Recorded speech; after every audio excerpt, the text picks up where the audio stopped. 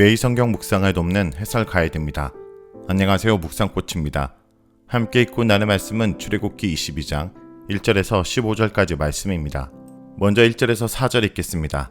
사람이 소나 양을 도둑질하여 잡거나 팔면 그는 소 한 마리에 소 5마리로 갚고 양 한 마리에 양 4마리로 갚을지니라.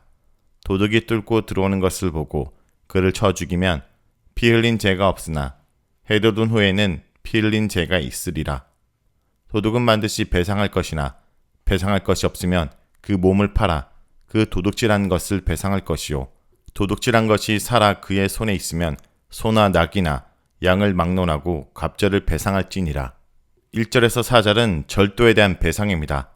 도둑질에 대한 배상 규정들이 2절과 3절을 중간에 두고 갈라져 있습니다. 만일 소를 훔쳐서 도축을 했거나 팔았는데 발각되었다면 그 사람은 소 5마리의 배상금을 물어야 합니다. 그러나 양의 경우에는 4마리의 배상금이 부과되었습니다. 소는 가장 비싼 재산이었기 때문에 더 큰 벌금이 내려진 것으로 보입니다. 만일 훔친 가축이 종류에 상관없이 아직 그 사람 수중에 살아있다면 2배를 배상해야 했습니다. 한편 주변 나라들에서는 절도죄가 훨씬 가혹하게 다루어졌습니다. 예컨대 히타이트 법정과 함무라비 법전은 절도죄를 30배나 되는 엄한 벌금으로 다스렸으나 나중에 15배로 줄였습니다. 그러나 성경에서는 최고의 벌금이 5배입니다. 가끔 나오는 7배의 징벌은 완전한 징벌에 대한 상징적인 표현이었던 것으로 보입니다. 만일 도둑이 자수했을 경우에는 레위기 6장 4절에서 5절의 규칙이 적용되었습니다. 그는 작물의 원금의 20%를 추가해서 갚아준 뒤 성소에 올라가 속건제 순양을 드려 자신의 죄 문제를 해결해야 했습니다. 이런 자백의 기회는 절도범뿐 아니라 타인의 물건을 몰래 획득한 사람들 모두에게 열려 있었습니다. 이런 점에서 볼 때 레위기 6장 4절에서 5절은 자수를 장려하기 위한 배상법이었다고 볼 수 있습니다. 담이나 벽을 뚫고 침입한 도둑이 맞아 죽은 경우 야간 침입과 주간 침입으로 사례가 구분되었습니다. 야간의 침입을 발견한 주인이 그를 때려 죽이면 그 주인은 무죄입니다. 낮이 어두워 도둑의 무장 상태와 분명한 의도, 그리고 그의 몸집 크기 등을 알 수 없는 상태에서 주인에게도 위협적인 사항이었으므로 그것은 정당방위로 인정되었습니다. 그러나 날이 밝을 때 도둑을 때려 죽인 경우는 문제가 달랐습니다. 주인은 피를 흘리지 않고 도둑을 대체할 여러 가지 방안이 있었기에 그는 그 피값을 책임져야 했습니다. 만일 물건을 훔쳐간 도둑이 나중에 체포되었는데 배상할 돈이 전혀 없다면 그는 몸을 팔아 그 돈을 갚아야 했습니다. 다음은 5절에서 6절입니다.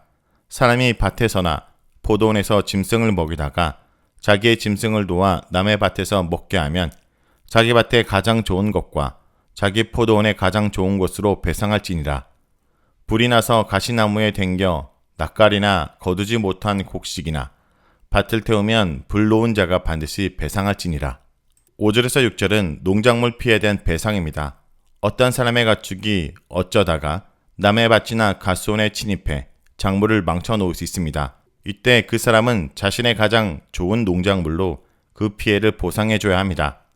또는 불을 놓다가 원치 않게 불이 타인의 밭에 번져 곡식을 태우면 불을 놓은 사람이 모두 배상해줘야 합니다. 건기의 팔레스타인 지역에서 불은 늘 위협적이었습니다. 특히 불이 잘 붙는 가시나무들이 주로 밭 가장자리에서 많이 자랐습니다. 추수기에 가시나무는 잎이 떨어지며 메마릅니다. 따라서 나무에 불이 붙으면 순식간에 밭 전체로 번질 수 있습니다.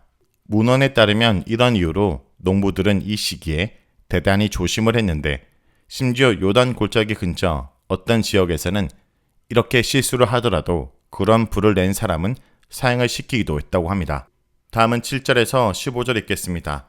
사람이 돈이나 물품을 이웃에게 맡겨 지키게 하였다가 그 이웃집에서 도둑을 맞았는데 그 도둑이 잡히면 갑절을 배상할 것이요, 도둑이 잡히지 아니하면 그 집 주인이 재판장 앞에 가서 자기가 그 이웃의 물품에 손댄 여부를 조사를 받을 것이며 어떤 잃은 물건, 즉 소나 낙이나 양이나 의복이나 또 다른 잃은 물건에 대하여 어떤 사람이 이르기를 이것이 그것이라 하면 양편이 재판장 앞에 나갈 것이요, 재판장이 죄 있다 하는 자가 상대편에게 갑절을 배상할지니라.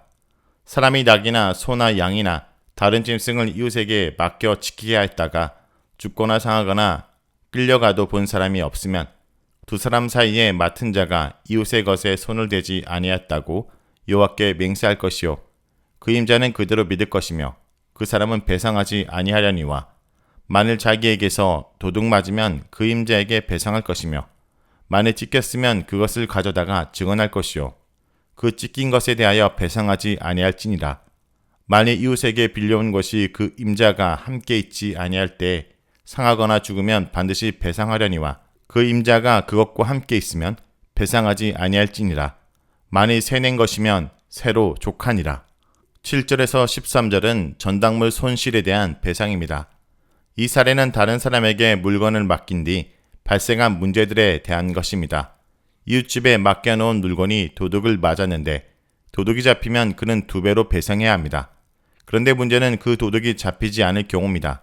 집에서 물건은 없어졌는데 범인은 알 수 없습니다. 그렇다면 물건 주인은 물건 맡은 그 집 주인을 의심해 볼 수 있습니다.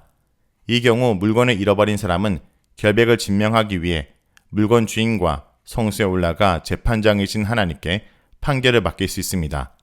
만일 이 일에 대해 판결을 내리시는 분이 하나님이시라면 어떤 방법으로 하셨는지 본문은 침묵합니다. 고대 이스라엘에서도 율법의 한계로 인해 많은 경우 양심에 호소하고 신적 개입을 탄원할 수밖에 없었음을 알 수 있습니다. 사람이 자신의 가축이나 물건을 잃어버릴 수 있습니다. 그러나 그것이 도둑 맞은 것인지 자신이 분실한 것인지 알 수 없습니다. 그런데 어느 날 그 분실한 물건이나 가축을 우연히 누가 가지고 있는 것을 발견하고 자신의 소유권을 주장하게 되었습니다. 이때 만일 그것을 가지고 있는 사람이 그 소유권을 인정하지 않는다면 두 사람은 성소로 올라가 재판장이신 하나님께 판결을 맡겨야 합니다. 하나님에 의해 유죄로 판결이 난 사람은 상대방에게 2배로 변상해줘야 했습니다. 만일 가축을 이웃 동료에게 잠시 맡겨 놓았는데 그것이 죽거나 상해를 입었거나 또는 분실되는 일이 발생하면 이 또한 서로를 의심하는 상황에 봉착하게 됩니다. 가축을 심하게 부리다가 문제가 발생했다고 생각할 수 있었고 분실의 경우 그 사람이 숨겨놓았다고 의심할 수 있었습니다. 이때 짐승을 맡겨준 사람이 자신의 결백을 맹세하면 혐의를 벗을 수 있었습니다. 그 주인은 그 결백의 선언을 믿을 수밖에 없었습니다. 구약에서 여호와의 이름으로 맹세하는 것은 목숨을 담보로 하는 대단히 위험한 일이었습니다. 따라서 그 자체로 그 사람의 혐의가 벗겨질 수도 있었습니다. 그러나 맡은 사람의 관리 소홀로 가축을 도둑 맞으면 주인에게 배상을 해야 했고 들짐승에게 물려 죽으면 책임을 벗어나기 위해 그 사체를 가져다가 증명해야 했습니다. 족장 시대에도 이미 이와 비슷한 법이 민간에 존재했던 것으로 보입니다. 야곱은 라반을 위해 20년을 봉사하면서 도둑 맞은 짐승에 대한 결백을 호소할 수 있었음에도 스스로 변상을 해주고 심지어 찢겨 죽은 것도 자신의 책임을 졌습니다. 이 법의 배경을 고려해 볼 때 이러한 야곱의 덕스러운 모습은 그가 얼마나 라반을 위해 충성스럽게 일했는지를 잘 보여줍니다. 빌린 짐승에 대한 상해에 대한 배상이 14절에서 15절에 나옵니다. 당시 이스라엘 사회에서 짐승을 빌리거나 세를 내야 하는 일이 발생했습니다. 그것은 오늘날 트럭이나 농기계와 같이 고대 이스라엘 사람들에게 가축은 농사와 여러 가지 일, 그리고 생계를 위해 대단히 중요했기 때문입니다. 그런데 물건을 빌리는 것과 세내는 것에 차이가 있습니다. 빌리는 것은 돈을 지불하지 않고 세내는 것은 돈을 냅니다. 빌려온 가축이 주인 없는 사이에 다치거나 죽는 문제가 발생하면 빌린 사람이 배상을 해야 합니다. 그러나 주인이 함께 있을 때 일이 발생하면 그는 책임을 질 필요가 없습니다.